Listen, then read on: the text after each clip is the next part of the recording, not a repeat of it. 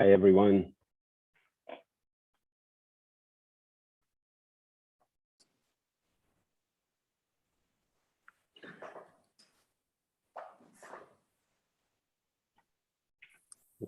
How's it going? Good, you? We're good. We're waiting for Jesse and Nanako to join. So we'll give him another 5 minutes to join the meeting. But yeah, just going over our meetings being broadcast on YouTube. I think there are a number of people watching.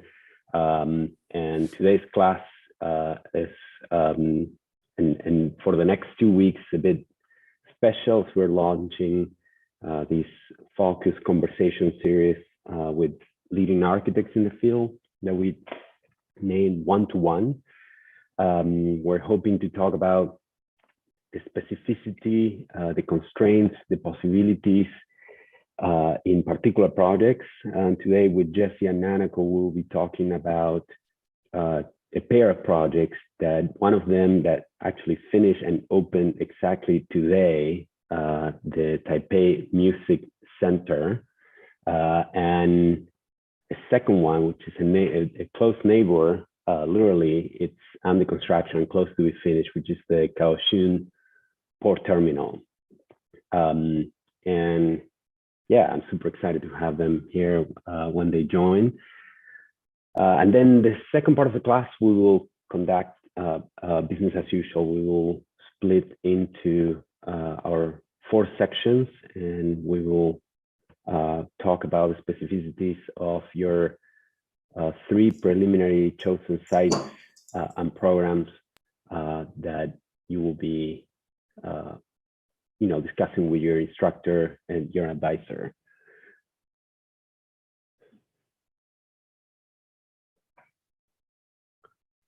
So a couple things for the conversation. I forward Jesse and Nanako a preliminary set of questions, just as a kind of general roadmap.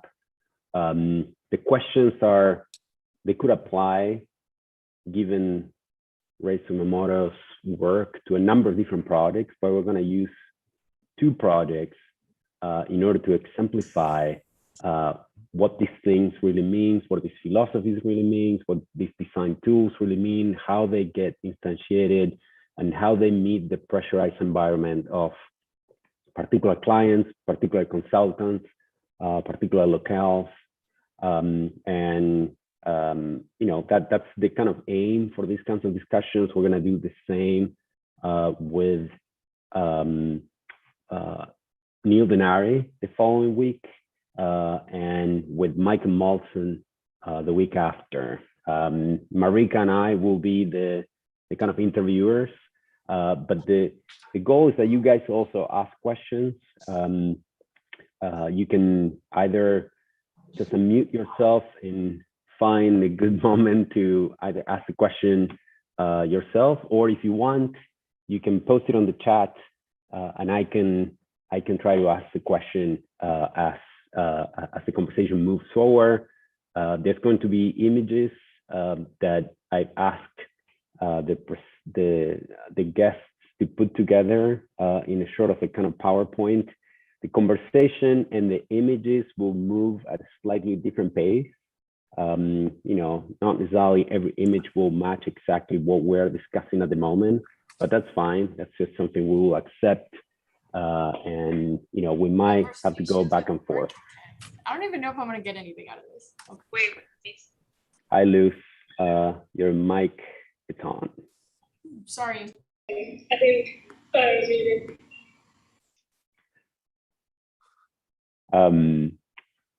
But yeah, I'm super excited for this conversation today, and yeah, I can't wait.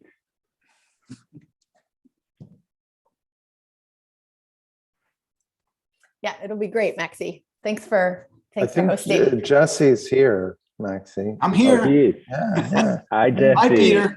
Hi, Maxi. Hi, Jesse. Long time. Yeah. Great. Well, thanks so much for joining us, Jesse. It's a pleasure to have you here. I was just introducing to our class the kind of modality of these conversations. There's a loose set of questions that Jesse already has, and we will use in no particular order to kind of structure the talk. He's going to show at the beginning a few of the current photos of both these projects, Kaohsiung and the Taipei Music Center, and then we will go from there on this kind of series of topics to talk about it. I mean, as I said, these questions in particular to Racer Momoto could apply to a number of projects, but we just narrow it down to two to be able to be very specific and exemplify how these things are instantiated in those particular projects. So I'll stop the share of my screen, and I'll give Jesse the screen right now, so we can get started. So thank you, Jesse, and welcome to SCI-Arc. Pleasure. So yeah, just to be clear, your class is a graduate class or Undergraduate. Undergraduate. So And the the B-Arc, thesis. 5-year B-Arc. Yeah. Okay. Well, yeah, Maxi, sent the list of challenging questions, and I thought it would be good to at least introduce the Taipei Music Center first, and then begin the discussion, because it would be difficult for me, because I'm a visual person, just to answer questions in the abstract. And also, all of you wouldn't know probably what I was talking about. So I will try to move through, my presentation relatively quickly. I'm delighted to stop at any time, because I understand this is a more informal discussion anyway. And yeah, I'm excited to be with all of you too. So this is our project, finally in a stage, I would say, of near completion after over 10 years since the competition. So the project has changed programmatically quite a bit. The political scene in Taipei, all of the so-called players also have shifted in that time, and even the audience. And this was originally during a period where there were, warmer relations with mainland China. So the target audience were not only, people from Taiwan, but also mainland tourists. So of course it may shortly come to be, whether they're tourists or other military groups, we don't know. But in any case, I think it's an interesting situation with architecture. I mean, not just with our project, Naniko's and I, and the whole group, and groups of people move through the office too. We're actually fairly understaffed at this point, but at the height of the design period, we grew and expanded. But in any case, just the kind of sheer length of time in development and in starting and in restarting the project has, I think, a very interesting bearing on the politics of the project, especially now when politics is so much in discussion. Anyway, and of course it's Taiwan too, which kind of takes it out of our situation here in the States. But anyway, it was a project initiated even, I think, 7 or 10 years before by the Taiwanese government. They were among the first to have a pop music industry after, the establishment of Taiwan as a state, right after the Japanese. But they have, over the years been sort of losing ground, they think, to, the burgeoning pop music scenes of East Asia, from China and K-pop and all the rest. So this was an attempt by the government to create a place both for the production of music of all kinds. It actually has ceased to be called the Pop Music Center, is now just the Music Center. Yo-Yo Ma actually came and restarted his tour in our main hall. But it was, yeah, it's meant to be a kind of machine for turning out groups. So very, major groups who visit wouldn't play here. It's more the small and middle scale groups that come, and they, turn out, girl bands and boy bands and all other kinds of, music in this place. So it's both production and public reception and a museum. So the three, object elements: a cube is a small museum and library, and kind of place where they store the history of the music industry. The main hall, which is that shell-shaped building in the middle, grew over time from a 3,000 seat hall to 5,000 seats. I should also say that the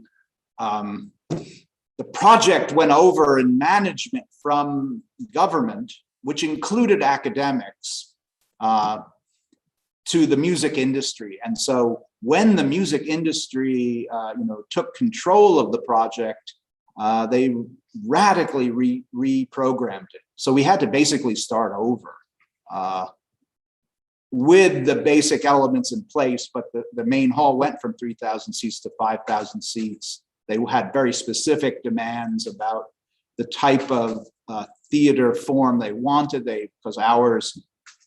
Because it was based originally on a kind of Melnikov scheme of 3 fused shoebox halls, they said, no, this is, for popular music. We want everyone to see everyone else. So the morphology of the theater radically changed. They also, in the initial stages, were hedging their bets. That is the government, whether this would actually be viable as a music center, or whether they would also, have traveling Broadway type shows come, like I don't know, any of the Phantom, something like that. So that then necessitated a kind of bad hybrid hall, which sort of didn't work very well for Broadway shows or for popular music. Luckily, that all went away. But in other words, at all levels, this project has undergone, a lot of different stakeholders and programmatic directions. The other thing that was evident to us, even from the brief, and this I have to remind everyone, is about 2 years prior to the advent of social media. So it sort of was the idea that this project, because they also demanded iconicity. That was kind of very typical, especially in that period in competitions. You had to do iconic buildings, but there was a very specific role for the icon here. And we, really wanted to kind of make that a clear thing. So the way we designed the components, the way we framed it, the way we represented the project was related to the idea that probably a lot of people will never actually visit in an embodied way this project, and it should be immediately recognizable, that it be associated with Taiwan and their music industry, and it would distinguish itself from the others. So these collaged images were part of our original presentation, and since that time, social media has just gone wild, way beyond, as for everyone, both in both a good and a bad way, what it means to publicize a project. But anyway, it was in an area that was moving over from sort of light industry to a series of new developments. This is in a place called Nangang, which is somewhat on the edge of Taipei. It's an interesting kind of phenomena too, that Taipei and generally in Taiwan, there are no suburbs. So you have these amazing juxtapositions of basically untouched hillsides, which you see at the bottom of the image, and industry, fingers of development moving into landscape without any kind of transitional urbanism, which produces really startling effects. So our kind of notionally, we're thinking of this project as having a kind of groundwork and a ground fabric, which included the framing of all the public spaces in this plaza, and then these object buildings perched on an artificial ground above. So there was a new horizon that we wanted to create, which is, in a way, we were connecting in as well to what happens in Taiwan, where there's a whole system of elevated bridges, which bring you to buildings and lobbies that are one story up. And that gave us the opportunity to think of a new elevated horizon, which was an artificial horizon of the roofscape with the object sitting on top.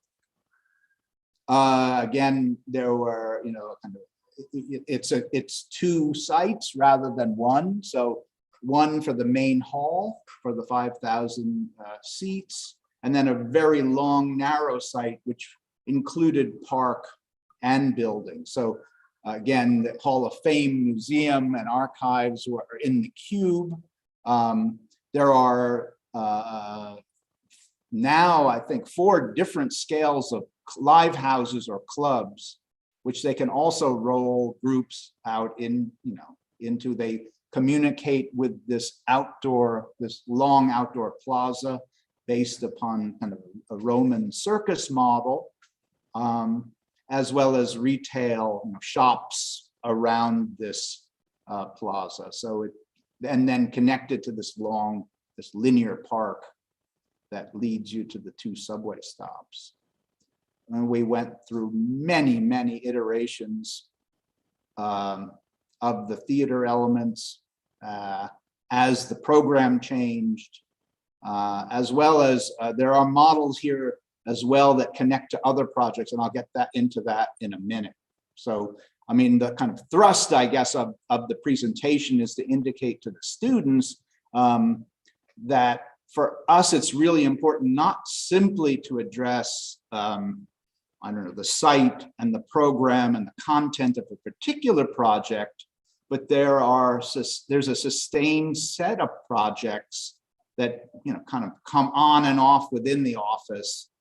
So I don't know, whatever personal obsessions or formal interests carry over and develop, and we bring those models to the demands of the site in the program. So you don't kind of go like, I don't know, as if you were a modernist at Harvard, without anything, but you bring an architectural model and a sensibility to the demands and conditions of the site. You don't, not just reacting. So this is a kind of head-on view of that main hall, and you get a very clear picture also of this elevated pedestrian bridge, that elevated datum, and the high entry to the theater. The lower entry to the theater, people can kind of move on the surface, but it's also intended to be the place where they have red carpet events. And so, I have to say, I mean, along with our local architects who really kept this project alive, Fei and Chang Associates, the music industry people, performers themselves were advisors on the project. So they taught us how a red carpet works, how many limousines would line up, where the film crews would be, how it kind of proceeds. So it was really, again, while we have very determined architectural models, we also try to make those models as flexible as possible, that they can be influenced by the demands, you know, the specific demands. I'm showing this image because I realized that there were, you know, it was an interesting kind of juxtaposition. Bernard Shumi's Limoges Concert Hall is basically the same theater internally. I mean, aside from, you know, the design features, it's a 5,000 seat theater. And, you know, he wasn't working with a bi-level situation. So the theater rises up, you know, almost like a wall from the ground, and there's a kind of cut or reveal at large scale, which, you know, he allows the kind of shield or the shell in front of his theater to float on. And so we were really, we really wanted to kind of deal with some other way of kind of considering the form of a theater like this. This is almost a default in a way when you're working with an object theater. So the groundwork for us became really important. I wanted to kind of lateralize the form, the overhanging form of the top of the theater. And so the ground form roughly contains all the back of house elements and the lower portions of the theater within an embanked kind of an artificial hill. And then the uppermost elements of the theater spring from this secondary datum, from the elevated datum. So here, yeah, you can see sort of the plans of the two. Don't really get a clear image of the embankments or the groundwork, but that was a super important element for us. But you do get, you know, a sense of how that roof form kind of sits on this elevated zone and, you know, becomes silhouetted against the sky and within. So here you see a kind of an oblique view of the main hall and the Hall of Fame, and that kind of elevated datum of the roof becomes more evident. I should say, I mean, there were also aesthetic, an aesthetic dimension to the project, which I guess has always been with me, but became very evident visiting, well, and because I run the Japan studio with Nanako, just the amazing development of roof forms in Asia, and the overhanging, the silhouette was really important, the kind of atmosphere, the kind of flattening too of these silhouettes against the sky, and the development of a ground form. And so, yeah, I mean, from film, like in Kurosawa's Ran, a similar kind of idea, or even, you know, Steven Spielberg, who was a great lover of Kurosawa, utilized these kinds of motives in Saving Private Ryan with the bunker as well. And I guess to go back to some autobiographical material, this idea of the floating object was something that I was surrounded with. My mother has a very large, as an architect, a collection of, you know, it's not modernist, it's more, you know, it's Tiffany, it's Art Nouveau. These things were available. They were almost giving them away in the early 60s. I remember going to a junk store where she found a Tiffany standing lamp like this. And, you know, on the one hand, it could be seen as, you know, an eclectic form of modernism, a la the design collection like that Philip Johnson put together in the Museum of Modern Art. But as a child, these things also had a strange animus. I was terrified, absolutely terrified of the silhouette of this lamp at the end of the living room, and even had bad dreams about it. So I think there's a funny thing, even with taste culture and, you know, I don't know, high culture, it has an effect, which, you know, isn't that expected, I would say.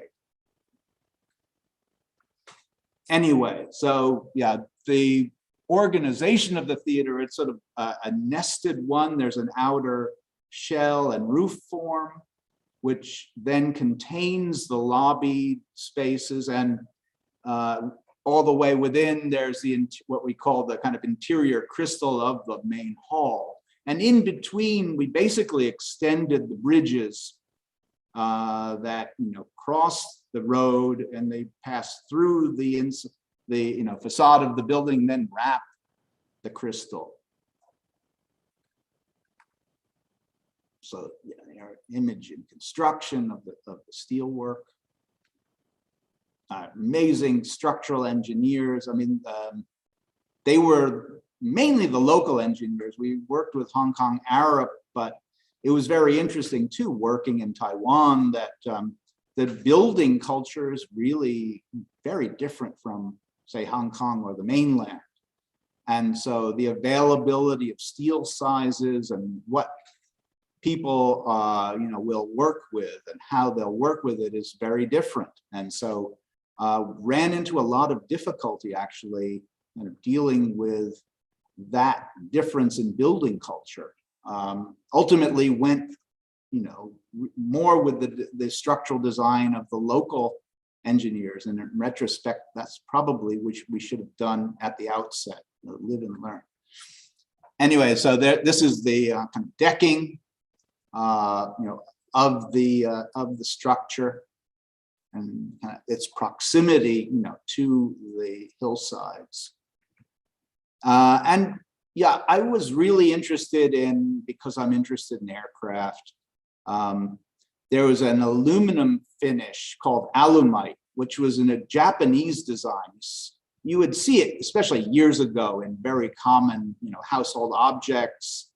There was also a Mitsubishi plane that sort of the forerunner of the Zero Sen had it. This kind of anodized finish, and it was said to have really interesting properties as a form of kind of camouflage. How it reflected light was different from kind of raw or polished aluminum. So I was, interested in finding a material for the cladding of the main hall that would, do a similar thing. The other thing was, again, from an interest in aircraft construction, I was looking at corrugated or kind of striated, metal fabrics, not because they, to pursue the image of cheapness, but it's, I was super interested in the way that these kinds of things could be highly crafted. So these are pieces of a Junkers 52 transport, and I understood actually that Bauhaus metal workers were working on these. It was very close. The Junkers factory was very close to the Bauhaus.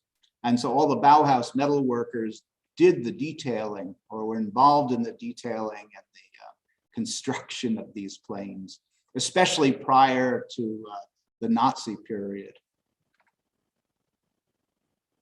Anyway, so these are really standing seam. They're not corrugated, but kind of similar challenges in working with, a kind of striated surface that would reflect light in an interesting way, and in resolving those details.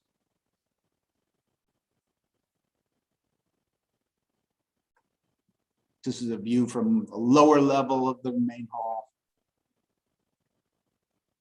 and a view up into that intermediate space from the facade to the balconies that wrap that crystal. There's Nanako up at the kind of entrance bridge. And this was, yeah, from the lower level, you see that entrance bridge. This was one of the early kind of test concerts at that space. And then a view of the main stage. So there's an elaborate kind of grid, service grid above, and then our kind of folded perforated walls.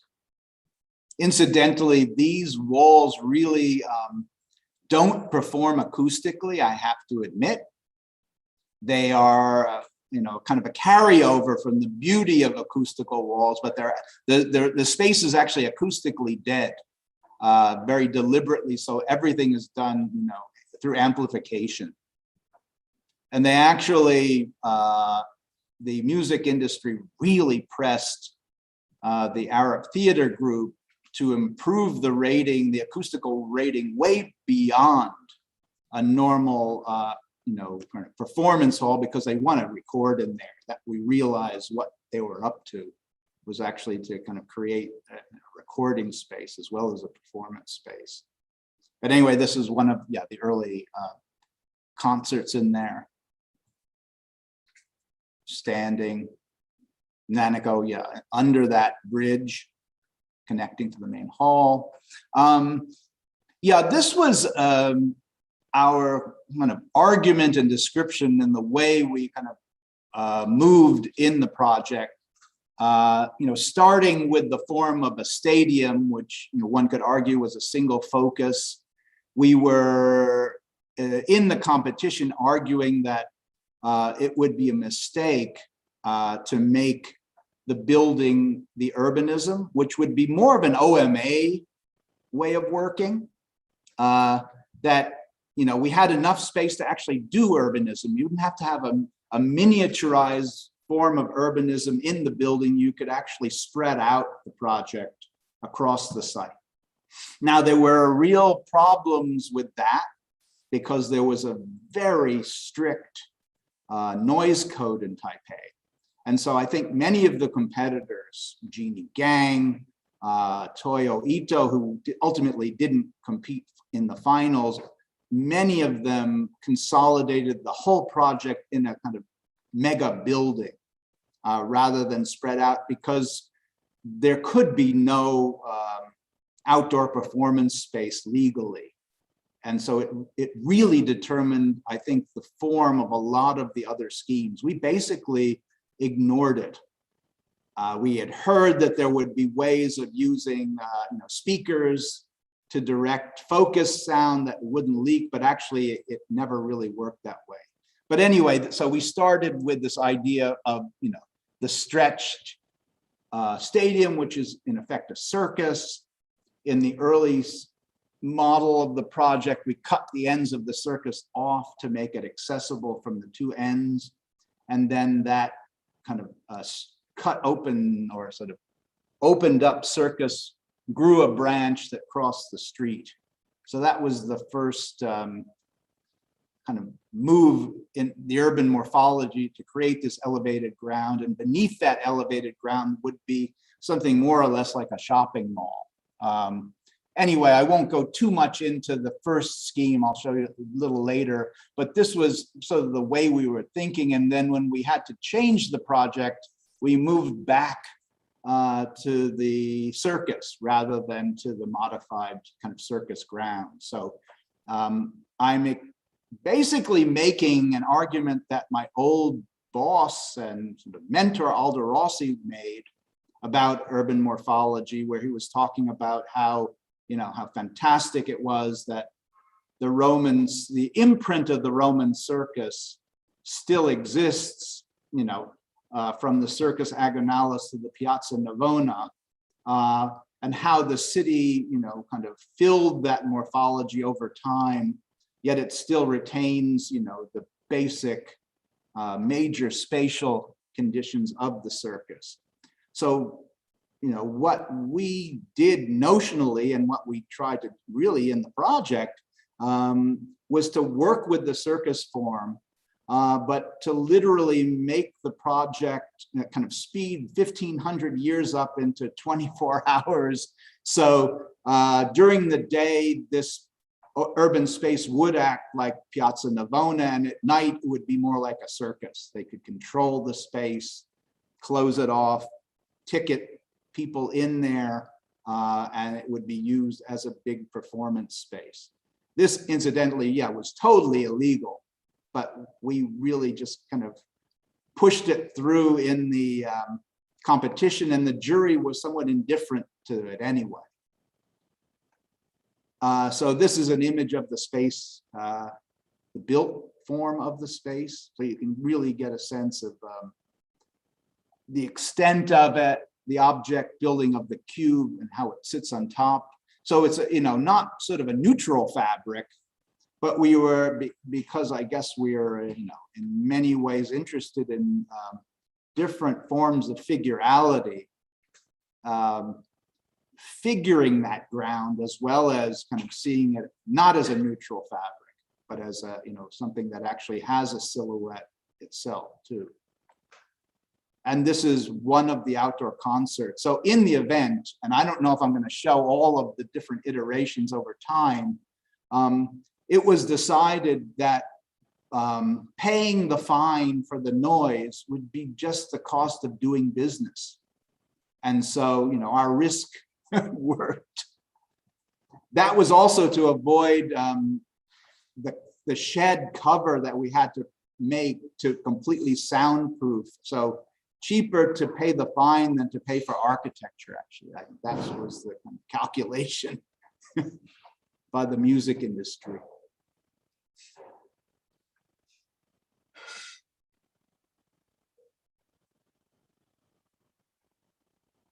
So the view from above, so we can kind of these cuts, into the fabric, kind of routing people through, but it's also, those become control points if they want to, make it a performance venue. And then a view of the main hall.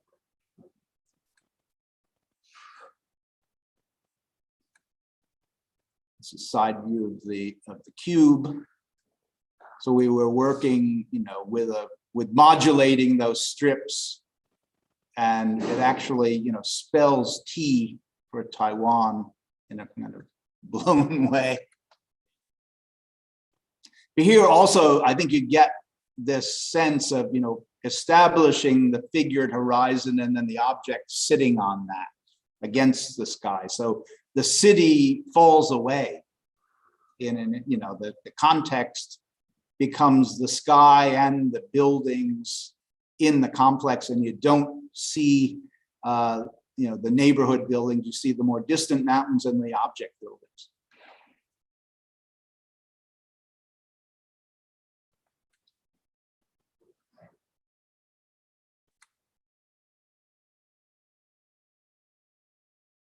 So the area is under intense development.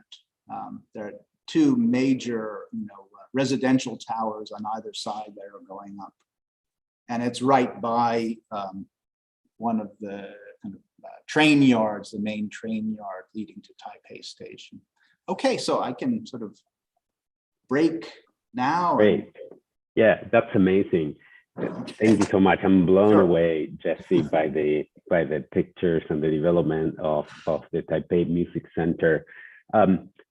The first question that I had for you is, it's something that I was reading. By the way, this is an assigned reading to the students in your 014 projection and reception book, and it's on the article that Brett Steele writes. He compares the 014 tower in Dubai to 10 towers it is not, and he talks about the awkward shaft and podium problem, or object and kind of plinth problem, when he compares your product to SOM's Lever House in New York City. And he states that the accomplishment of what he calls a compositional excess, that is a raised block wide podium under which crowds gather to look at the slender tower above, lies in the elevation of image-making purposes to city-scale aesthetics. And in contrast to that, Steele claims that 014, inelegant, unresolved, and even clumsy fusion of a curvilinear tower atop a low, boxy podium is nothing short of a disaster if assessed by modernist conventions of abstract purity. I'm curious to hear you talk about, in this case for Taipei, or feel free to expand on Kaohsiung as well, the different way in which the problem of the object on podium simultaneously creates coherence in terms of city scale connectivity, but also the ways in which it creates not just the city, but also that architectural scale aesthetics that are uncertain relationships between the object and the podium that Brett Steele calls clumsy or awkward, if you want. Well, I mean, I guess there are a number of ways of answering that. One of them, which I guess I talked about both of them in the book, but one of them has to do with the constraints that are put on, by the master plan in Business Bay, caused that kind of result. So what happened in 014 was that there was a more or less, standard way of building the tower, and then I guess an expedient way of creating parking, which would be above ground parking and would form, I don't know if it would exactly be a podium, but it would be a mass, a kind of garage mass surrounding, either in the back of the tower or even kind of surrounding the tower. We looked at that and were successfully able to argue that because this site was on the water's edge, Shahab could sink the parking below grade, and that he could expand into that zone, which was more or less a kind of required base zone, sort of a POMO, I don't know, idea of base, middle, top for the whole development, that we would be able to create a podium that would float. So in other words, people would enter the 014 building, but they could also pass right around it, flow right around it, and get to the pedestrian esplanade by the water. So it'd be a kind of gateway. So, I mean, there was that. There were the constraints that were placed on, us in terms of how much programming, that he wanted, to have. Shahab, the developer, wanted to have very nice open programming in that elevated podium, which would look out over the water, and I guess you would get a very high return for that as well. So I mean, we had to kind of negotiate that floating podium, keep the tower, I think very modernist responses. I think we tried to articulate the tower away from the podium. You could only get to the podium or to the tower along bridges. The other part of, so there were all of those kinds of, things that were in play. The other thing was something which also happens in the Kaohsiung project, which I noticed happens a lot with Rem Koolhaas's projects, and that's more a kind of utopian desire that the building would signal a kind of urbanism that would grow from it if there was enough, if he had the resources, but he doesn't, so it gets chopped off, right? I mean, so there are many buildings by Rem that have that point to a possible future, which probably won't happen, but so the podium suddenly becomes a much longer strip. And in fact, Rem worked on the master plan a short while at Business Bay, where we built the 014 tower, and I loved his scheme because what he was arguing for was another elevated urban layer on that podium. So it wasn't really a podium or a block that Brett talks about, because he's thinking about it more like just an object, but it's a long elevated layer with gardens and that they're contiguous. That of course didn't happen, but I think that was another element, that we hoped to happen with our neighbors, that it would become an extended layer in the city. So I don't know if that answers, maybe the end result is awkward. I don't know. The other thing is, I think Brett was also, in a way, evaluating the building in isolation. Right.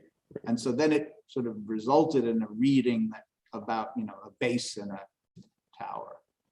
But here in Taiwan, Jesse, it was, as far as I understood, the intention of the elevated public grounds will connect a number of projects eventually. That was their initial idea, I guess. Yes, yes. Right. And Right. that's true for Kaohsiung and the Taipei is. Music Center, I think. Yeah, I'm gonna if I show Kaohsiung, I'll show, you know, basically that whole logic, especially in Kaohsiung, came from design projects, propositions for New York City. We did two edge projects, and we were particularly inspired by places like Carlschurz's Park, where there was an artificial buildup of ground, public ground, with the, you know, the FDR Drive, you know, running below it and towers sitting even on it. And so we, you know, kind of see it as, in a way, it's a mega structure after the fact. I mean, that whole area of the edge. And so we kind of harnessed that as a model in proposing the East Side project. And then we had a chance again doing a competition for what is now Hudson Yards in working with an elevated datum and infrastructure and all of the layers, you know, how to kind of work with multiple grounds basically in the city. So with Kaohsiung, it was interesting because there was an overall demand there, not for I don't know, a post-industrial situation of the waterfront, but it's a you know, a vital waterfront for Taiwan. All of the, you know, microchips and all the rest of the products of Taiwan move out of Kaohsiung Harbor by and large, and so that waterfront would be a fully operational waterfront. We would leave the ground in a way alone for the industry. And they wanted, though, a kind of new layer along the edge, which would be a kind of public layer for the waterfront. So it was really an extension of all the work we had done on a number of projects that we were able to realize. But again, you know, they haven't, at least yet, extended the logic of our project beyond the boundaries of the port terminal. So it's segmented, it's sort of cut off at that level. So people have to access it, you know, through staircases and other things. But, right. But yeah, I mean, in both Taipei and in Kaohsiung, there was a demand first for a master plan and then the architecture. So it kind of determined the way we were thinking about everything. It's first an urban proposition. Right. One last question about Taipei, perhaps specifically to Taipei before maybe we move to Kaohsiung. I remember in the early stages of the competition, the podium, the horizontal piece was clearly a podium, a plinth, I remember, and there were the three distinct objects. In the development of the project, I could see that certain formal conditions of that podium had to negotiate the inclusion of, I think it was all the programs, one near the box Hall of Fame.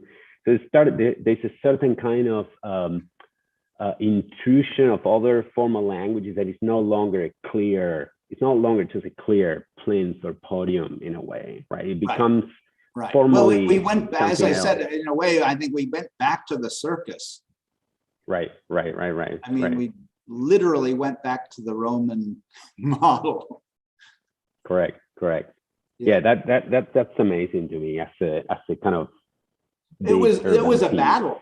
You know, there were forces in Taiwan. There was an architect who really complained and put a lot of pressure on the project. I mean, aside from the cost of the robot theater, which was extremely high, and which in a way already ended that side of the project.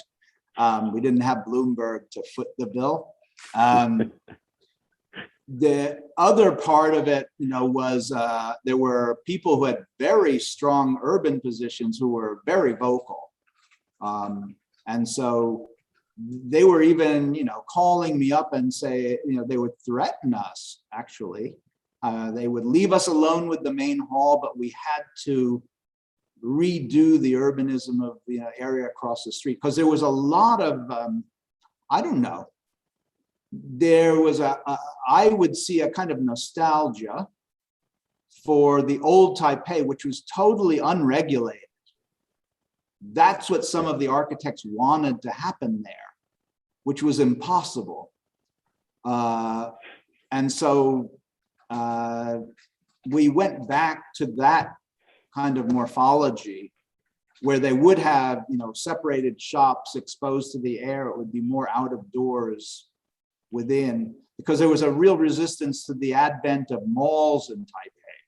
Very successful, by the way, because I guess people, they love them because they're air conditioned, and it's murderously hot and rainy in the summer. So they're kind of popular, but also there's a resistance against them from certain architects. But yeah, so it was a complicated scene. Right. And then finally, I realized I do have one more question about Taipei that has to do, I guess, with the passage between what you call the branch finger typology in the main hall to the current version, which is the kind of folded shell or clamp typology. Yeah. And you mentioned in I think in previous interviews in magazines that the requirements shifted dramatically from a 3,000 seat theater to a 5,000 seat theater. Right. And I'm just fascinated about how architects wrestle with those changing demands. You wrote something beautiful in your 014 book where you described the passage of the previous ION project. It was something your developer liked and wanted to try it at the 014 scale, and you realized after many attempts that just a diagram wouldn't fit, that it will be too silly at that height, or it would be too intense for a curtain wall, and so forth. So I'm just curious about in Taipei, how do you experimented in that passage between one typology to another in that change in demand of the project? Well, I mean, it was first shock and sense of loss, and I don't know. I mean, I think I would say also, I mean, that we, it kind of goes along with the idea that we have been working through a whole series of kind of formal motives, morphologies, which relate to theater. And so there would be other ways of, approaching the problem, that we had to give things up. And, I think one typically, I don't know if we ever literally did that, but there may have been models that attempted to do both and probably failed. I don't think we actually ever did that. I think it was made a clean break. Right. Yeah, but yeah, no, I mean, it's just that you have more, your repertoire of models should be enough that you would be able to kind of tap into some other, set of ways of working with the program. It just wouldn't work. That's right. Great. Let's move on to Kaohsiung. I'd love to see what you got here. Should I flip through the? Sure. Yes. Okay, hold on. Okay. Yeah. I mean, I mentioned already that it's a fully functioning port, and what the city wanted first, of course, was a master plan, an extended segment of coastline with other buildings as well. And we, brought in that model, of the elevated ground that we had been exploring in, other projects. So the immediate demand was for a Port of Authority tower and a ship terminal for cruise ships, fast ferries, a whole set of different scales of ships that would be serviced by this facility, would kind of connect to the facility. So yeah, I guess this drawing, I mean, this image gives you a sense of how it's, we built the segment related to the Right. port terminal, but ideally, it should keep going. The surface should keep going. But this was, yeah, one of our early animations showing the idea of the flows of people and so forth that go through this. It's designed very much like an airport, actually, but that was done in the second phase of the competition because we had a more romantic idea of a cruise ship terminal, probably based on finger piers in New York, where you would go up a long gangplank from the ground. Right. But anyway, the idea was that this terminal would also intersect different levels. So there's the elevated boardwalk that you see in that image. And then there were other functions like restaurants that were in balconies. And so there was a kind of clean zone within the terminal for ticketed cruise passengers and so forth. And if they had time, they could go up and use the more public facilities. But it was both meant to kind of mix a local or a general public with the cruise and boat publics. But these were the types of ships that we had to handle. These are incidentally part of a network of cruise ship terminals. So it does connect to the Yokohama Port Terminal, as well as terminals on the mainland.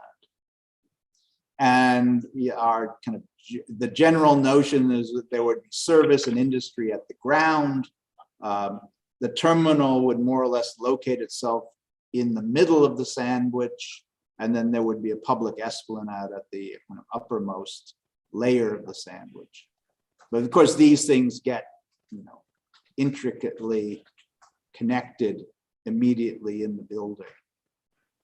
But yeah, I guess it's a kind of fusion of the object building and then how the surface model accommodates that, that organization. So these are the same, it's coded the same way as that diagram. And the other thing that we were, really striving to do was to kind of take advantage of poché to basically enclose vertical circulation between walls to keep the spaces, these sort of branching spaces, relatively clear. But yeah, this was kind of the network diagram of how the extended system would work. I guess we have some ghosts of other towers in the master plan at that point. So it was really a more extended proposition for the initial proposal, and then it got cut down just to the port terminal.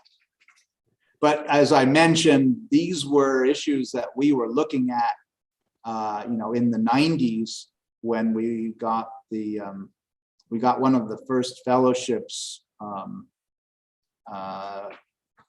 what was it, the Institute.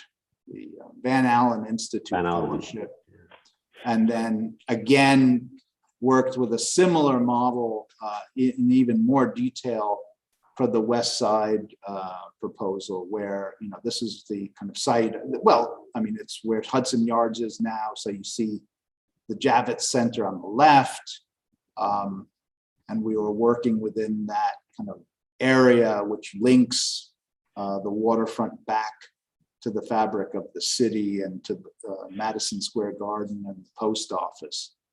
And our proposition was an all-weather park under this, very elaborate space frame roof, and shopping mall below that, and the train terminal meshing with that. So it was a lot of sectional kind of work with infrastructure and multiple grounds. And so, yeah, I mean, we were working along very similar lines, of course, with different constraints at Kaohsiung. Right. One question, sorry if I may interrupt for a second. In this particular project, I don't know, you'll tell me why, I guess. The competition scheme and the current build version didn't shift as much as in the music center, right?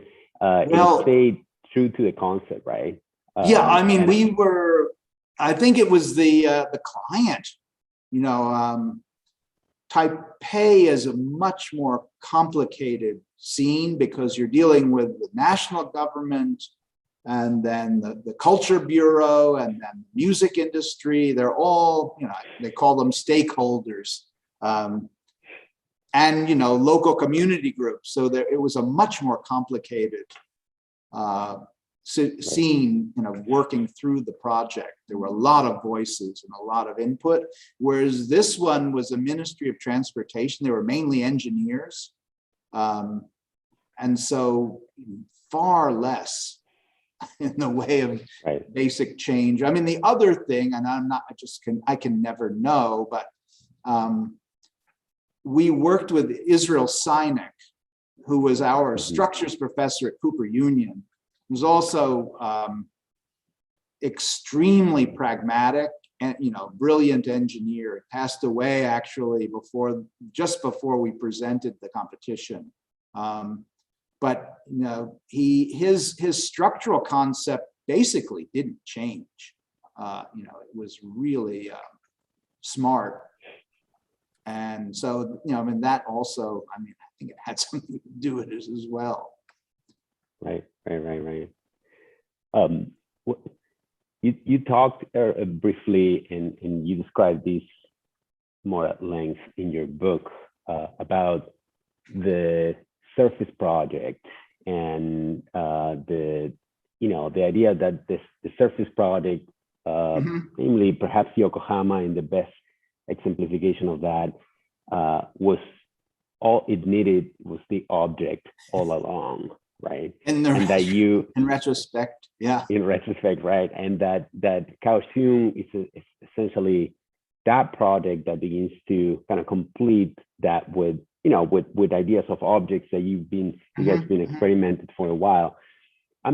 This question is more programmatically. How do you see that interface between, like, perhaps the contact between the object formalism and the elevated podium or elevated ground formalism that we were talking about earlier? If there is any kind of form of detachment, how do you see that kind of life of the project there? Well, I don't know. This is me, but also when we were teaching, and I guess I'm referring to Stan Allen now. There were things that we were looking at. I guess OMA also looked at this, but fascinated, like with Grand Central Terminal, right? Because at once you had an object building popping up through the grid of the city, classical and Bath. But on the other hand, it was sitting on top of an extensive, infrastructural network, and even surrounded by, the road split there. Park Avenue, goes up and around, and so I think that way of thinking kind of came very early. That. Yeah, that you could work, it was a both and, I guess, way of thinking. There were also all of the motives at the time in the 90s of flow space and continuity, and those would be properly part of those kinds of forms. And then the objects many times, are vertical buildings or towers, or they have a different set of flows that move, counter to the lateralizing motives of something like a Yokohama port terminal. So yeah, it was I mean, I'm now talking retrospectively, but in a way, Right. in a different way, something like Grand Central Terminal does that anyway. I mean, it just doesn't sort of play it up. I mean, it's sort of more absorbed in the city, but it would appear to be a Roman bath sitting in the grid until you kind of, looked underneath or look around it. Right. Well, the next set of questions that I have for you are more on the topic of tectonics. Okay, well, yeah, I could go into this a little bit. This is just a funny thing, but this was a delay in the project. This was the ground of the terminal before we could start. It was discovered that it was, I mean, when they kind of pulled the soil back, they did some borings, they found a lake of oil under the site. So there was a 3-year period of remediation before we could even start building. So these images, kind of show that cut, and then they were pumping oil out, and then, moving contaminated soil, for quite a long time. It was a separate contract, from our project. And so I started looking at the history, kind of a material history of the site.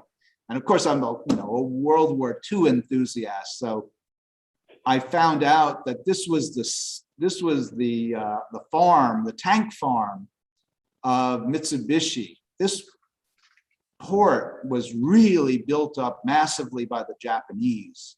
And so they had the major, kind of battleships and carriers at port in Kaohsiung. And then I found the targeting maps, which are all available now from the US Navy. And so we are on T4, the tank farm, and it was bombed. And so much of that oil is from World War II, that subsurface oil.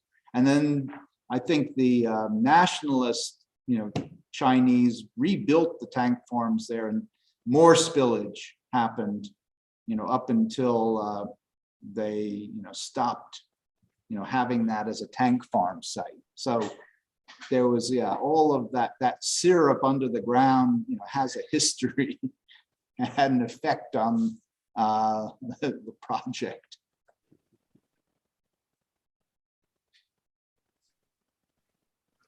Great. But we can, plus this was the early proposition. We talked about that. I mean, this is, I think, an important thing to talk about, because I think it makes people kind of nervous. But the trilobe, was tried at the music center, and then I realized that the port terminal could also, we could try that type. Once we lost that, we could try it again in Kaohsiung, and that basically the argument is it's sort of and it works. It's the theater logic turned around. So the entry point was really important. You were basically delivered to the stage in Kaohsiung, and then you would be directed to the 3 lobes rather than, so the arrows basically turn around from the theater, but the logic would still hold, and it would kind of direct you along these long tubes of space, to various boats and so forth. So yeah, the relentless sort of reuse, a re-exploration of a similar formal model is part of what our office is about. And it started way back, with looking at, actually Melnikov is too highfalutin. The project that we first explored the trilobe in was by, it was in a book called Buildings for Music. And there was a corporate project in Texas by Codell Rowlett Scott that used the trilobe. And so our first work on the trilobe came from the acoustical value of that morphology way back when we competed on the Cardiff Bay Opera House. But it persisted in our explorations. Right. So I mean, I should put the CRS scheme because Rusakov is too good. That's right. That's where I thought it was coming from. Yeah. But that's good. I reference. probably did. I mean, I think probably the acoustical designers who advised CRS probably were looking at that. But what we were looking at was the corporate sort of version in the acoustics book.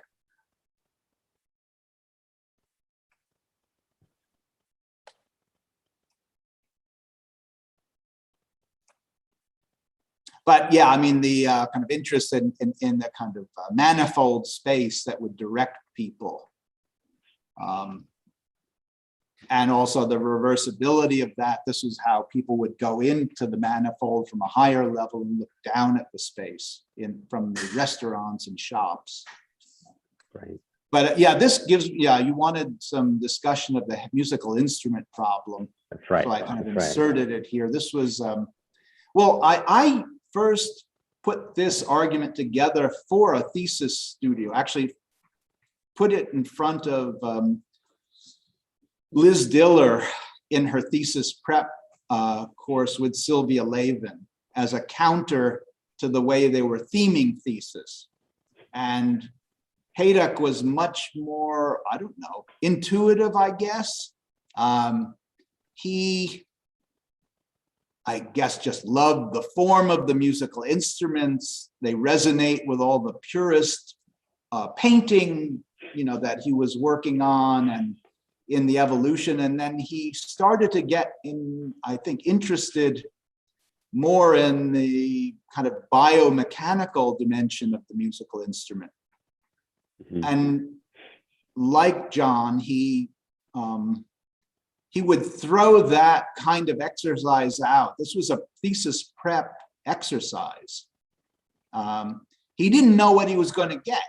I mean, he got exquisite drawings, and I think in the event, the students tried their best to integrate the logics of the musical instruments that they drew so beautifully into their thesis projects, but it never was fully resolved as a problem. But I didn't do this exercise. I actually started my thesis early, but I saw the results and I was totally blown away, seduced by them. So, I mean, the clarinet and the oboe were just exquisite. I loved the forms of them, the biomechanical elements, the hardware, the elegance of the whole thing, and how the systems communicate was also a logic that I thought was really cool, right?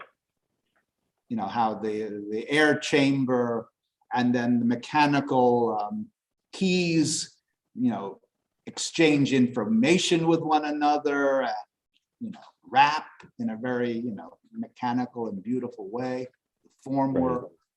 So, yeah, I mean, I guess this would be something that, I would talk about as I was infatuated with the drawings. Nanako and I were involved in the Open Biennale of Rossi. We designed a clock tower, which basically, looked really cool. We basically did an anamorphic projection of the guts of a clock. But the idea was to make a drawing as cool as the musical instruments. And it was always the nagging worry that, of course, the anamorphically stretched clock didn't work, which, because we're functionalists, we're trained, for that. We weren't going to be happy with just the image. Yeah, so this was to Liz and Sylvia. The prompt should be a thing instead of a word. Right. And then it was one of these retrospective things that, we were working on all of that poche would contain the services, the vertical circulation and all the HVAC. And so we got this drawing and like, holy shit, this was not ours. This was what the engineers did. The mechanical engineers did this drawing. And it's like, this is like the musical instrument drawing on steroids. This is amazing. So it somehow finally, after whatever, 35 or 40 years, felt that I had fulfilled, Haydock's prompt. we didn't draw it. It was something that, we just defined the limits of, and the engineers worked with the branching systems and got that kind of effect. It was really effective. Well, looking here at the duct work and the system work of the terminal, right? Yeah, right. Again, we gave them the constraints, and the constraints very much like, sort of in retrospect, you realize that these kinds of things happen with the musical instruments. The logics, do their own work. Right. I mean, yeah, there were other things as a kid. I'm digressing a little bit, but I was very moved and influenced by films. I don't know if Peter, you saw these like Grand Prix in 1966. I mean, like, holy shit, that the exhaust manifold was like, just blew me away. And then much later, I learned that they were all tuned. I mean, that they're not just sculptural, but their lengths are absolutely tuned because of somehow with back pressure.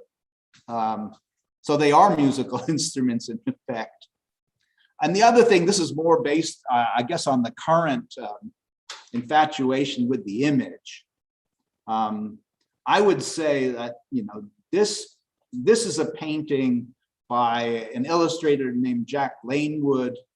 He did model box art, and he seduced a whole generation of young boys, to buy these kits. But I think it was all about the box art. I mean, both the kind of the power, the intensity, the speed, the violence. Super cool for a 10-year-old, or even younger. So I was, kind of taken in. I became a model maker as a result of these. And then, again, as an old guy, I started looking at Lanewood. Apparently, I think he taught illustration at CalArts, and he was super quick. He could turn these paintings out in a day, supposedly. And he also, did paintings for girly magazines. So, I mean, I think, and I don't know how to, this is how a generation of, probably mainly young boys and men were molded to objectify everything is completely consistent. I didn't know about this, but I would look at the girly magazines later on, but he was producing, everything was that, right? And yeah, so I mean, this was material that Cynthia Davidson wouldn't let me run and log in my model article, but I think it's important just because, yeah, I mean, how one's sensibilities are trained or affected by, mass culture, I guess. And the other thing is, sensitivity to form. So there are, I love this website. There's a Japanese model maker who looks in a hyper specific way at different companies' model kits and finds mistakes of geometry relative to the original models and tells you how to fix them. And I do it, and it's great. I still make models. Anyway. Great. So yeah, I don't know. We can. Yeah, I mean, this image is perfect for what I. Which one? You want me to go back? The one on the interior. Yeah, that's fascinating. This one? Yes. No, sorry. The panorama. Yeah. That one. Yes. When I read your piece about the comparison of the interior of the terminal, that you say the terminal is a vessel under pressure, and you compare it to the musical instrument. And I guess one thing you're doing also, you're kind of separating a little bit your work from other works that are also interested in form and structure, like high tech. Or you're saying there that the interior of the terminal, it's a space that gets emptied out, that the circulation and the signaling and the duct work, all that stuff gets pressure in between the inner shell and the outer shell, Right. if I remember correctly, and that, you know, in what you're doing in my mind there, you're bringing your own disciplinary problem. In this case, you know, looking at your fascination to aircraft, musical instruments, and you know, you do the same with fashion and bicycle gear.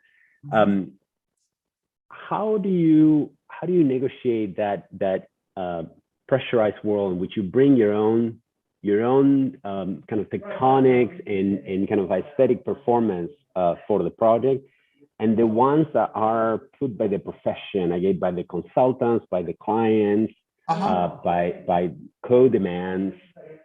You know, I guess it's how do you negotiate that world in a way and allow, you know, all the priorities like these analogical models to begin to take control of the aesthetics and material approaches of the project. I think one of the things, I mean, that just happened as we were designing the port terminal was that the choice to use poché was really fortunate, because basically the demands on circulation, and then there were all these fire codes, like zones of refuge, which kept getting bigger, could occupy the space in between the walls, so those walls got fatter and fatter, and so it would have been, to my mind and sensibility, a real nightmare if all of that stuff had been hanging out in the air. But that we were able to, there was a certain flexibility in adjusting the poché to accommodate all of those, those demands that were unforeseen. We just had no idea about, you know, even the zones of refuge came in later. I think there was a question also that, you know, from the cost of doing other kinds of work with fire and exiting and stuff, you know, was bounced around, and then they decided to, you know, that the zones of refuge would be made bigger rather than, I don't know, these elaborate fire curtains and other things. So things you could simply not anticipate would have to be absorbed by the design. And so that, I mean, there were aesthetic reasons why we liked the poché. I mean, I think for the most part, we tried to avoid any clear reading of scale, which staircases usually give you.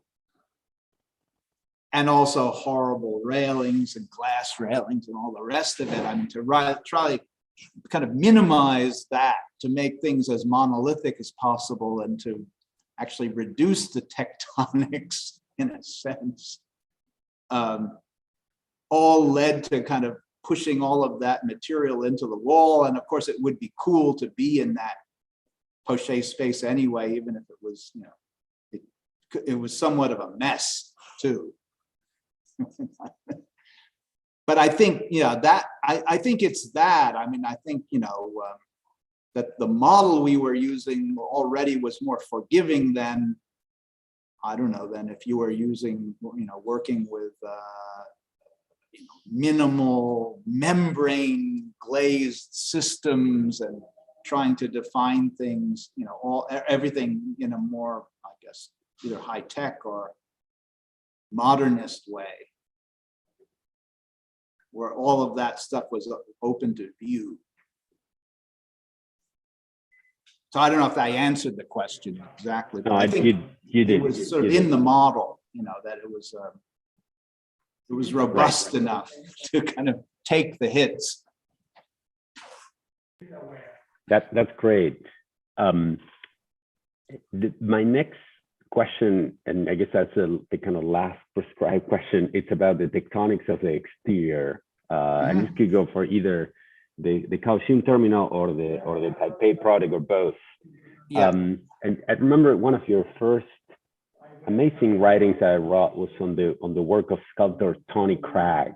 Oh, And you wrote latent tectonics in the work of Tony Cragg. You say something fascinating to me. You're talking about the dice sculptors. He has a series of dice sculptors, and you write that the mechanistic and relating modularity of the dices, when laid over the changing curvature of the substrate in Craig's work, reveal an unexpected geometrical potential in it. While the myriad trajectories of the dice cubes are intensively associated with the underlying form, that they far exceed that formal definition of that form.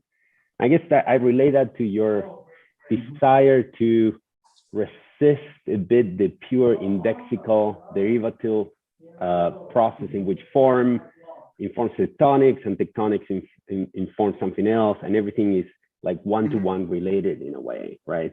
I see your approach to tectonics as always relating in some capacity form to a geodesic structure or a geodesic structure to cladding and so forth, but always trying to find a kind of degree of freedom and try to find a form of expression that kind of begins to transcend just the purely formal descriptive aspects of that form in a way. I'm curious if you can talk about the tectonics of Kaohsiung or Taipei or both from that kind of idea. well, I guess to get back to Cragg, I think the thing that fascinated me was that, well, first of all, he's an artist, so he wouldn't really be concerned in the same way with precisely the same object, under study, right? That it was, his work was a kind of three-dimensional tiling of complex surfaces. And so there was an interesting, almost like a sweet spot in the scale of the dice relative to the speed of curvature of the forms he was mapping onto. So, I mean, a lot of them were Gary-esque forms. And I guess at that time, maybe not now, but Gary was more interested in trying to find very precise ways of, and very beautifully, rationalizing that material with cladding or whatever. And what Cragg was doing was kind of identifying with just a simple operation where the two systems sort of broke. So that the dice would crack open at a certain speed of curvature, and then they would close back up when the curves got smoother. And so I thought that was an opportunity, and it was probably more a kind of biological idea, that would be the place where another system could enter, that you wouldn't consider the tiling as an autonomous thing, or that there would be a kind of mixing, a systematic mixing of systems, and that showed where something like that could happen. You would produce a principle that one could kind of work with. I mean, it was the same thing with geodesics, geodetics, like looking at the Barnes-Wallis form of geodesics, which was not based on like Fuller's domes, but on applying that system even to an existing aircraft form. And then you've got all of these really strange things happening to his system, which, and also more demands on it. So yeah, I don't know if I'm answering the question. Drifting. Oh, you are. Perhaps, but to me, it also, and I'm doing a new article, it also related even to issues that Venturi would bring up, right? Like the problem of the Coke machine in Crown Hall. Like, how would the Miesian project be robust enough to deal with something outside of itself? Some pop element or some vulgar thing. And I had an intuition that the contaminated system was really interesting, that you could work both systematically but also contaminate. but always, I think, as an extension of modernism. I mean, I at heart, I'm a modernist. Great.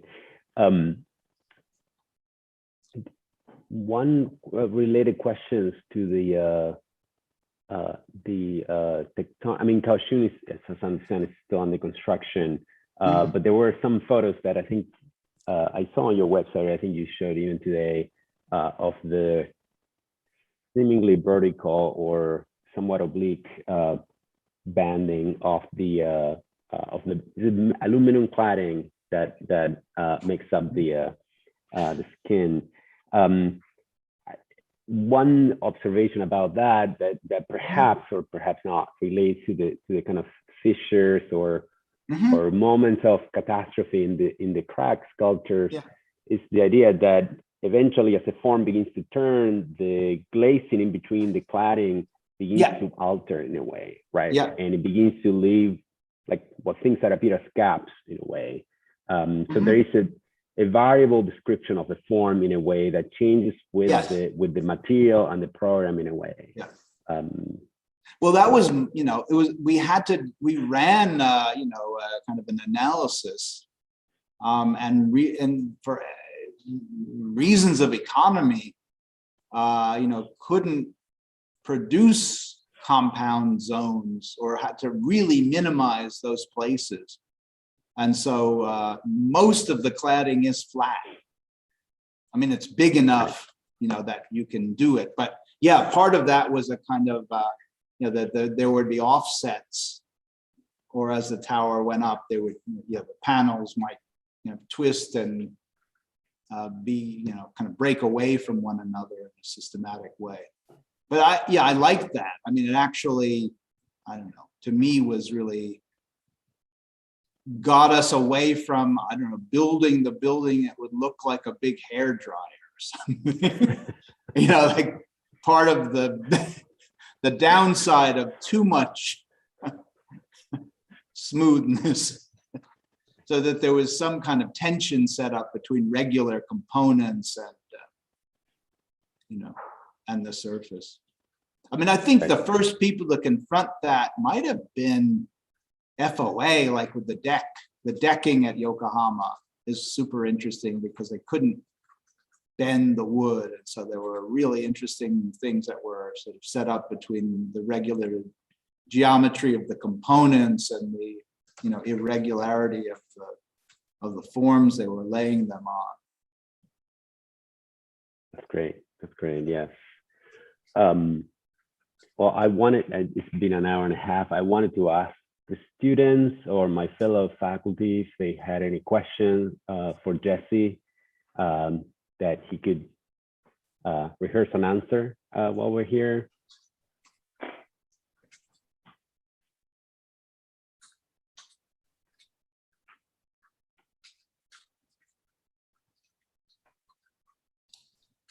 Jesse, I have a quick question. You guys, you and Maxi kind of touched on this a little bit, but as you and your team begin designing, you seem to kind of set yourself with like a strategy, right? About, like, let's say objects on top of a platform, etc.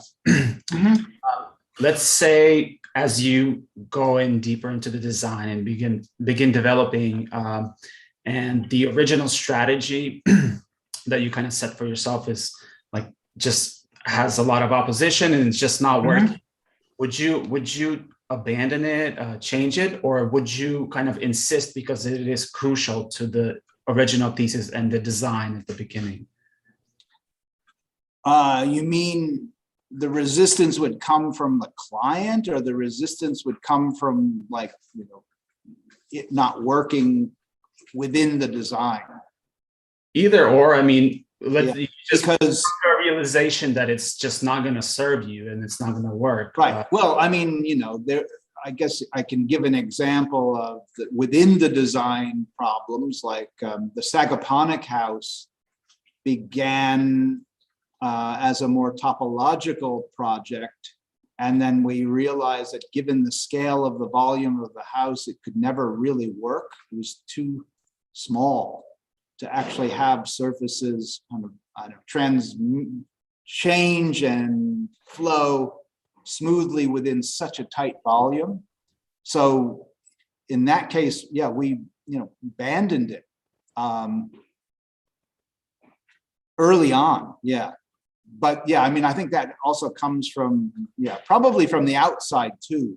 I mean, that there are, at that time, there were motives in the discipline. There were people working on similar problems, and we wanted to address it that way, but it was not something that could be easily addressed, especially at that scale of building. So yeah, it was that we abandoned that part of the scheme. Other people took it up and tried to do it too. Actually, people who worked for us when they went off on their own did. I'm not going to mention their names, but they tried to tackle that problem yet again. So that's one kind of thing, yeah, where you have to, your initial intuitions or your, what you attempt to kind of deal with just won't work out, and then you, abandon it. Other times, I mean, especially if it's with the client, it's also choosing your battles, I guess. If you really, not just feel strongly, but there is a strong design there, finding every possible means of, arguing for keeping something. So I don't know if I've really, but yeah. Hi, Jesse, it's Russell Thompson. Hi. Hi, nice to see you. Thanks for joining us. It's really been a great talk. I just had a question that maybe might be of interest to the thesis students specifically is, a large part of teaching thesis prep is challenging the model that somehow you have to have a kind of a theoretical construct before you approach a problem. Right. It's a kind of classic model. Right. Something that I think we're questioning. And I was curious, in your and Nanako's work, you were talking about carrying some of your obsessions with you project to project, transcending the work.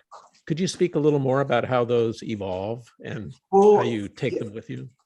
Yeah, I mean, to go back a little bit, I have a lot of problems with, I don't know, the purely conceptual model, and which comes from the sciences, perhaps, testing hypotheses, and or even from essay writing. I don't know, like how you structure an argument, and that there's a connection between how you construct an argument in writing and how that could potentially carry over into architecture. So I would argue, I mean, that artists have talked about this, but work comes from other work. And so a lot of the theorizing that we do is retrospective, probably most of it.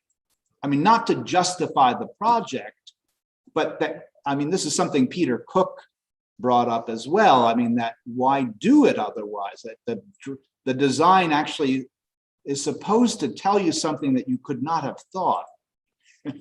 And so there's a different kind of practice going on when, one is designing. So, I mean, I think we have assumptions, we have working assumptions and, probably some forms in our head, but then, you have to bring that to the problem, I guess, to the programmatic problem, the site, or what have you. Nanako is here. Very late. I'm not sure. But I mean, I think that's a problem in schools of architecture. I mean, I like the way Tom Wiscombe formulated, where I guess at some point students were given a site-in program. It was taken off the table, and that then heated up, the architecture, what was at issue with the architecture, rather than, I mean, what happens at Princeton is probably slightly different from SCI-Arc, but, where there is a great emphasis made on, I don't know, whatever the political framing of the project, and somehow the program gets tied up with that, and everything is justified along I don't know, theoretical grounds and argued before pencil goes to paper or finger goes to keyboard. And to me, that just doesn't work. So I was arguing with that Hayduck example, you know, that Hayduck didn't really exactly know what he was going to get. But he, you know, he had a very specific, you know, he was coming from the very close examination of the logics of an object rather than a site or a program or a political ideology. Jesse, I think I have a question that kind of expands on Maxi's talk when he was asking about Kaohsiung and bringing up fissure. And when you kind of going along what you just said, when those moments happen of disjunction, is it more of like a consequence of materials that you see after the fact, or is it produced with knowing that would happen? And well, yeah, I mean, you can, I think, you know, at first, I think it was the consequence of seeing what Tony Cragg did. And then you kind of you understood the logic, right? I mean, that there would be a very particular kind of relationship of the scale of the component to the surface. And that if you, if the component were too big, it would just be chaotic all over the surface, like the tiling. If it were too small, it would map too smoothly. But the dice that Tony Cragg chose was just right, I don't know, relative to the curves. And then you would see the breaking open of the system with the change of curvature. So that was, you know, identified that, but then you could deliberately do that. Right? Have you ever had any of those moments where that would happen and it changed your own perspective of the design, or then changed the way in which you would articulate or flow movement throughout the space due to those points of pressure? Yeah, I don't know if it was precisely with anything with tiling, but I do explain, like with the 014 building, I don't know if this is the same thing exactly, that the sustainability part of the project came about as a result of other criteria, actually, right? So our first iteration of the tower had circular, or those ovoid openings, like squircles, and we had glass in them at first. But then there were problems aesthetically because they had to have these horrible frames around all the glazing to close the building up. And it was also very costly to do all these different, you know, pieces of and scales of bent glass.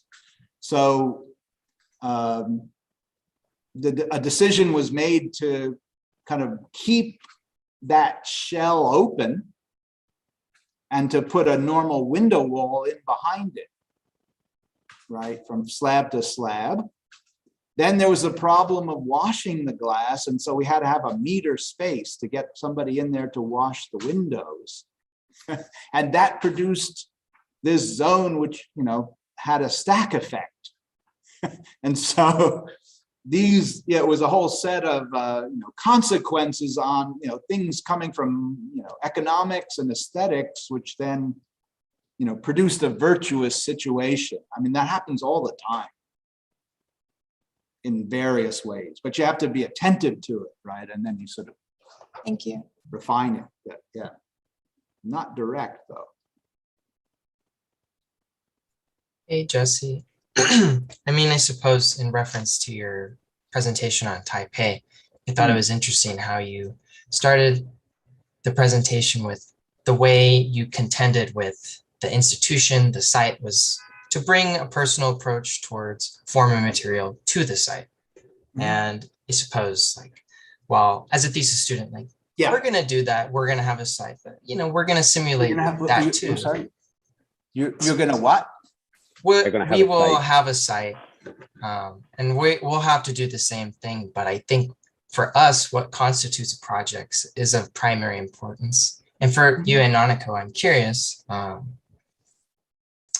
what would you say is the evaluative criteria to measure what's a good thesis? I know it's generic, but I'm sure. I think very hard to answer that easily, but,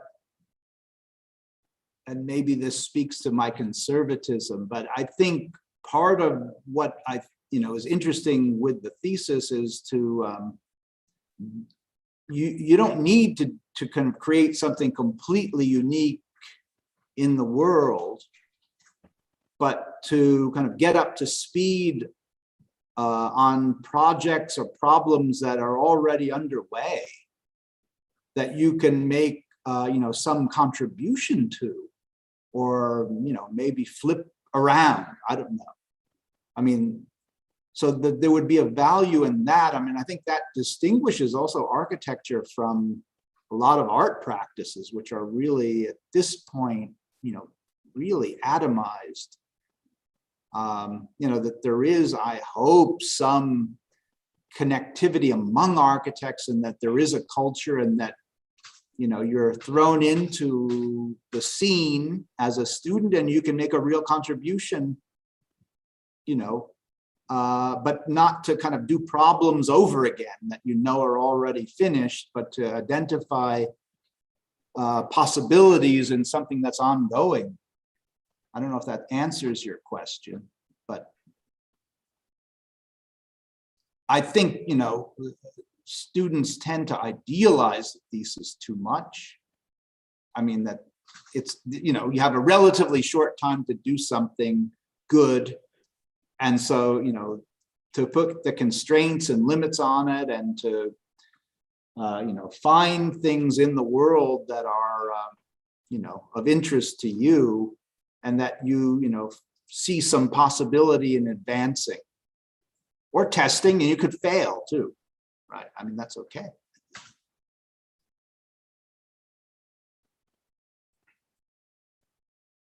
I mean, there are good kinds of failure. Right. Hey, Jesse, I was wondering if you could talk about the relationship of Melnikov and some of your work, and how you've kind of taken that as a precedent or something to like re-examine.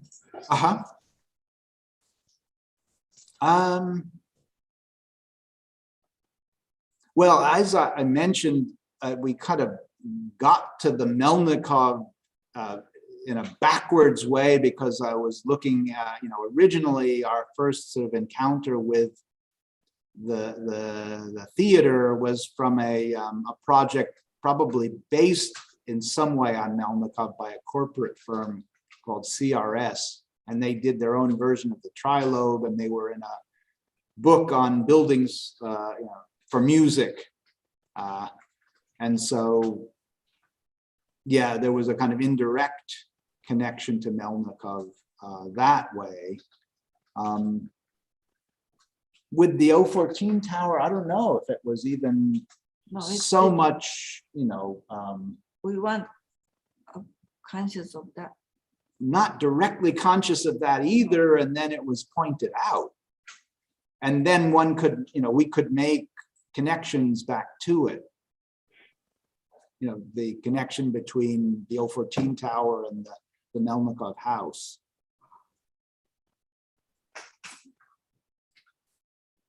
I don't know. I mean, I visited Moscow 15 years ago and talking to the Russian architects, and they told me I'm thinking like a Russian. But I don't know. Something deeper. But I think there was a kind of maybe a common interest in, in construction and building systems and how the logics connect to one another, which would probably connect us to those, to that period in some way. I mean, I was fascinated in writing it was not Mechanization Takes Command. It was Theory and Design, the First Machine Age. There was a description of the Mart Stam chair and how he was influenced. Basically, the argument went that there was a kind of graphical impasse in the style, like the red and blue chair of Rietveld, And so the next great advance in the cantilever chair or the passing planes was to not think of it as purely graphical or pictorial, but that the cantilever was a spring. And that apparently was due to the Russian materialists and Mark Stam's involvement. So I would say that there is at that level, however we got to it, a similar move that we made. So even people like Hayduck were still very much basing their work on pictorial, and painting and graphical space. And so I think one of the reactions to the POMO that we had was, a kind of an entry into the material. So it looked like something and also behaved like something. So that connects us, I would say, to the ethos of those Russians. It's a really interesting answer. I only ask because we've been asked to kind of take precedence on or look at buildings and kind of try and connect to a canon of some sort. Right. I mean, I think it's super relevant today. I mean, especially given the primacy of the picture and the image, going on at SCI-Arc. And, I mean, even with one of my prior thesis students, that was an ongoing discussion, like how they would move from, the style transfer logics to, I was always insisting that they make it real. However, I don't know, naive that sounds. I was not satisfied with the picture of complexity or staying within the realm of the image. And so that does come from the Russians, I think. I'm interested in how it works and how it moves and in its behavior too, not just the image. So maybe I think that's a project for SCI-Arc. I have to talk to David Rue about that, but.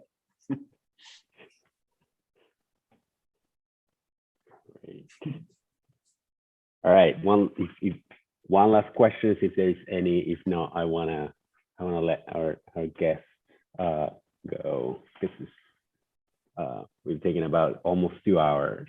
Oh, okay. I have one question. Sorry, go ahead. I have one question. Hi, Jesse and Maniko. It's nice to see you. I think one thing I noticed throughout your entire presentation, and I think it's like a common theme, I think, in Fantastic Architects, is the constant discussion of things that you're interested in, things that you're obsessed with.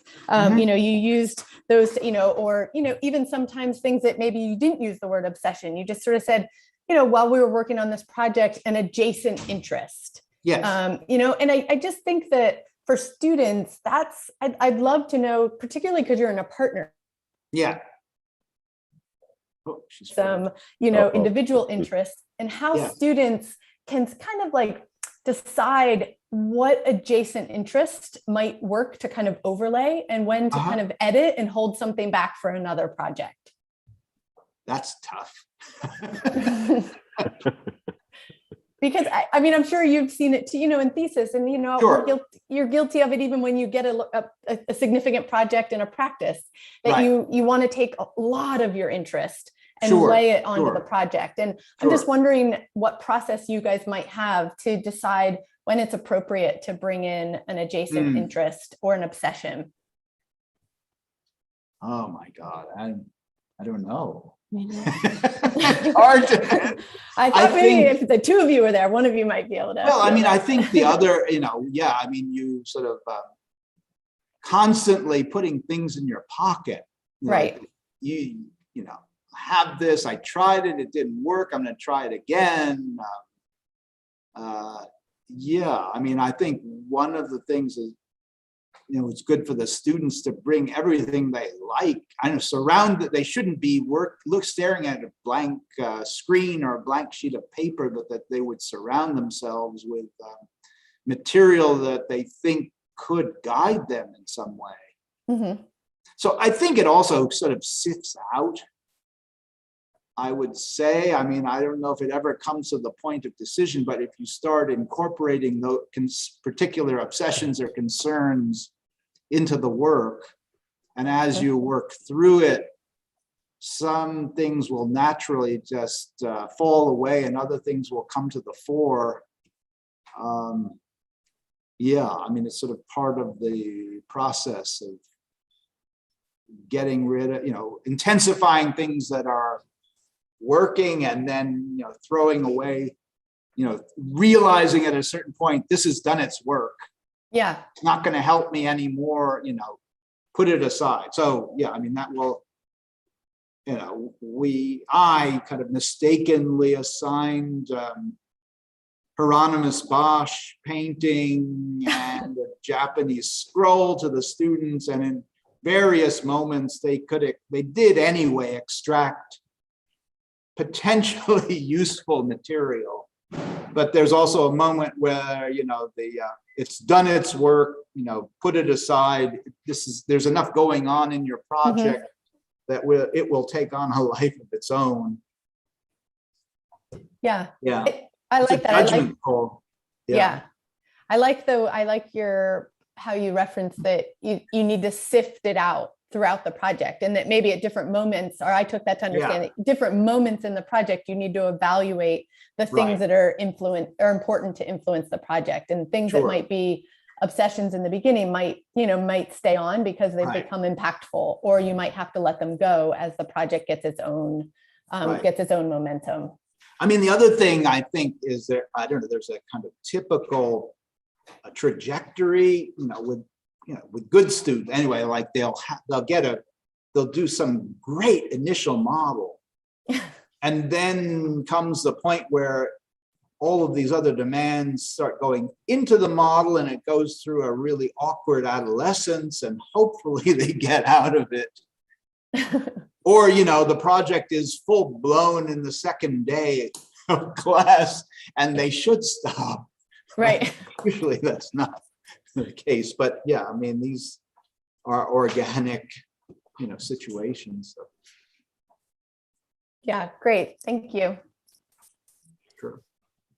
Okay, well, it's always a pleasure, Jesse, and then I got to talk to you. We're so happy you were able to join us today. I enjoy every bit of the conversation. I hope once the pandemic ends, we can make it to New York City, or we can bring you to SCI-Arc and we can always see each other happy in person. SCI-Arc is like the home away from home. It really is. Fascinating, great. Okay, thank you so much.